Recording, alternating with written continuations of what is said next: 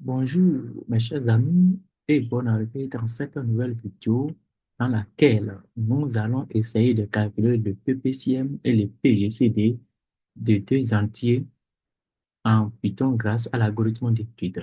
L'algorithme d'Euclide contient quatre étapes essentielles, dont la première consiste à prendre des entiers positifs A et B, tels que A supérieur à B. Dans la deuxième étape, on effectue la division euclidienne de A par B et on obtient deux entiers Q et R tels que le A serait égal à B fois Q plus R avec R soit compris entre 0 et B. Dans la troisième étape, on remplace le A par B et le B par R, puis on répète l'étape 3, l'étape 2 plutôt, jusqu'à ce que le R devienne 0. L'étape 4 consiste à déterminer le dernier B non nul, qui est exactement le PGCD de A et B.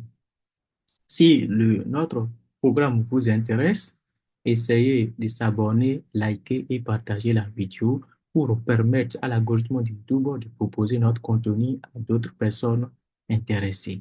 Merci pour votre collaboration.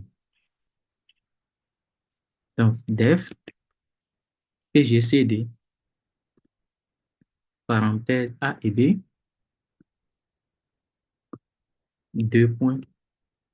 Ici, maintenant, nous allons prendre le A est la valeur absolue de A, le B est la valeur absolue de B, parce que la valeur, le PICD de A moins B, c'est exactement le PICD de A, PICD de B.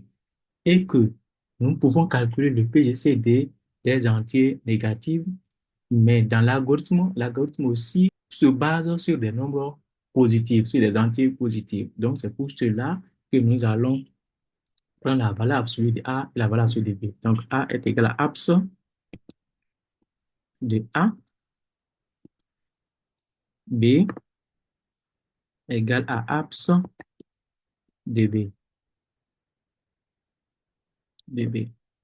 Ici, c'est égal. Voilà. Donc, nous allons vérifier si A est plus grand que B. If, si A est supérieur ou égal à B, lorsque la condition là est vraie, nous pouvons effectuer la division euclidienne.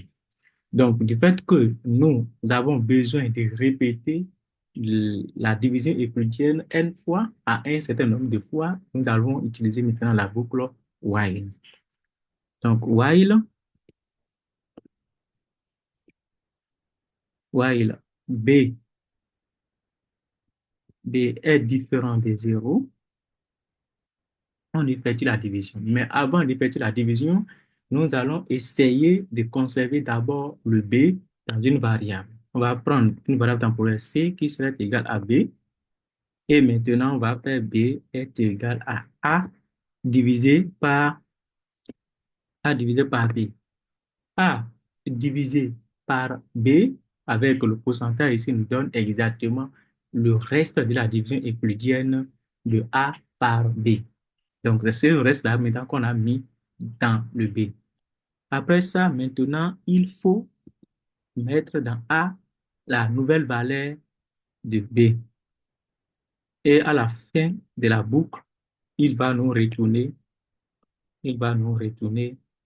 notre A. Le A, le A qui est exactement le dernier reste non nul. Qui est exactement le dernier reste non nul. Donc, dans le cas où le A serait plus petit que B, il faut pouvoir faire le travail, mais on va changer le rôle de A et B. Donc, pour cela, je vais copier maintenant la boucle while. Maintenant, dans le cas où le A est non nul, c'est-à-dire qu'il serait maintenant else, deux points. Voilà. Je vais copier maintenant la boucle là ici et je vais remplacer le B par A et le A par B. Partout où je trouve B, je mettrai A et B sera remplacé par A, le A sera remplacé par B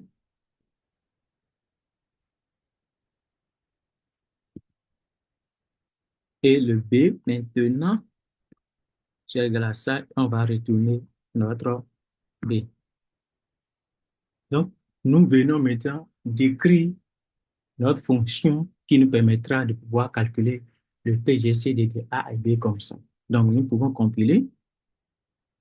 Donc, tout marche bien. Nous allons essayer maintenant de tester notre fonction en prenant certaines valeurs. Donc, prenons le A ici est égal à moins 512 par exemple, moins 512 et B est égal à 68 par exemple. Donc, nous allons afficher le résultat en appelant notre fonction. Ici, on va utiliser l'option F. On va dire F, le PGCD et GCD de A et B. On va mettre le A là et B est crochet PGCD. Donc, je vais copier ça là simplement ici, le nom de notre fonction.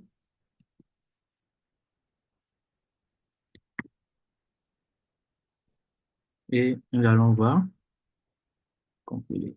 Voilà. Donc, le PGCD de moins 512 et 68 est exactement 4. Donc, nous pouvons faire la même chose en changeant, par exemple, je vais prendre deux nombres entiers consécutifs. Des entiers consécutifs, on sait que, qu'ils sont premiers entre eux, c'est-à-dire les PGCD va nous donner 1. Donc, je prends A est égal à, par exemple, 12 et B égale à 13. Dans ce cas, je dois pouvoir trouver 1.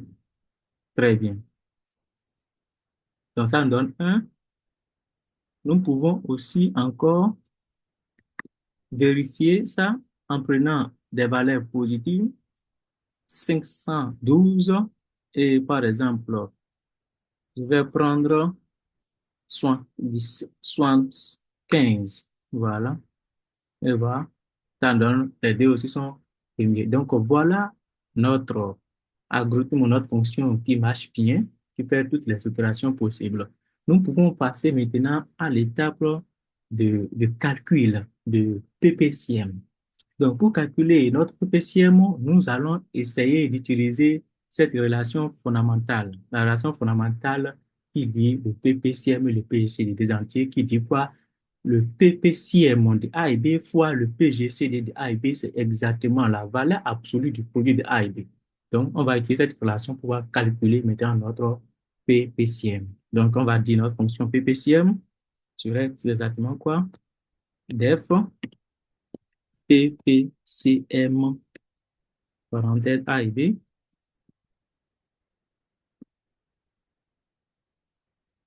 Ça, c'est en une seule ligne simplement. Il va nous retrouver le résultat, return, il va nous retourner A fois B, qui est, je vais prendre la valeur absolue de A, abs, parenthèse A fois B, divisé par, ici c'est la division entière, les deux barres représentent la division entière, divisé par le PGCD de A et B. Et c'est tout. J'ai copié ça là et mis ça ici. Donc, c'est ça, notre fonction.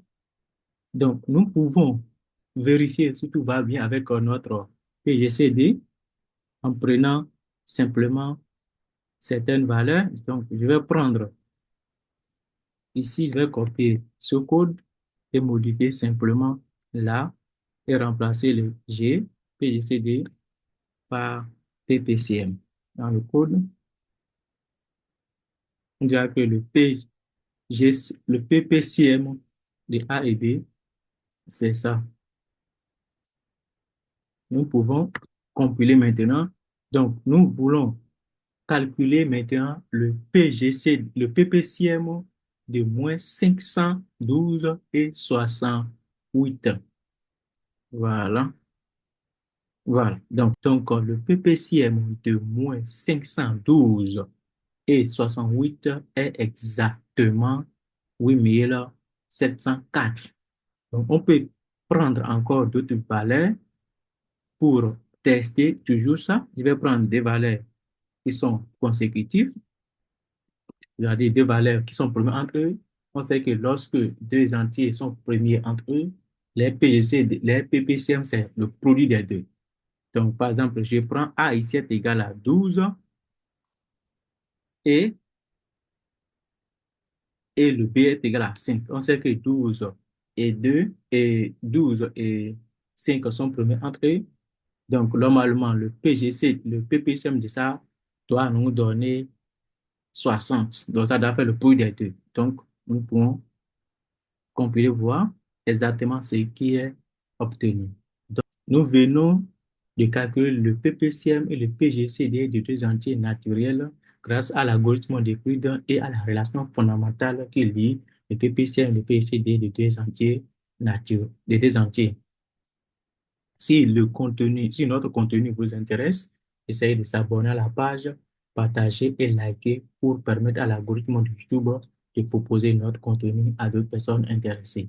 Merci beaucoup pour votre collaboration. À la prochaine pour une autre vidéo portant sur la détermination d'un nombre premier en Python.